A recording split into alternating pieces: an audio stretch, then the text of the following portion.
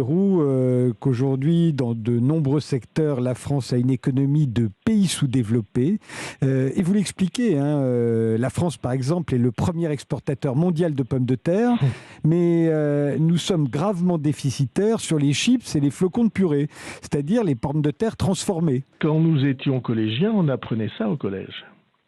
On apprenait qu'un pays, on ne disait pas encore en voie de développement, un pays sous-développé, c'était un pays qui produisait des matières premières, et ces matières premières, il les rachetait sous forme de produits transformés.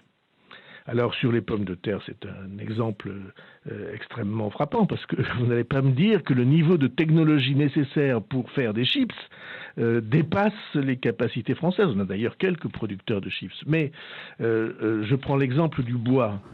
Nous sommes une forêt très importante en Europe, la deuxième forêt d'Europe. On est des exportateurs de bois qu'on appelle ronds, c'est-à-dire de troncs d'arbres.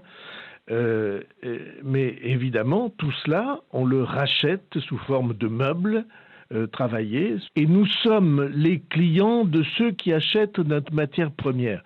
Or, il n'y a pas, de ce point de vue-là, comment dirais-je, un gap, comme on dit, une différenciation technologique telle qu'on ne puisse pas. En réalité, on a baissé les bras sur beaucoup de ces sujets. On a considéré que peut-être c'était pas assez noble, ou que c'était fait pour les autres, ou qu'on n'y arriverait jamais. Or, nous sommes à un moment, permettez-moi, je voudrais insister sur ce point, un moment clé et peut-être le dernier moment pour rattraper notre retard. Pourquoi ?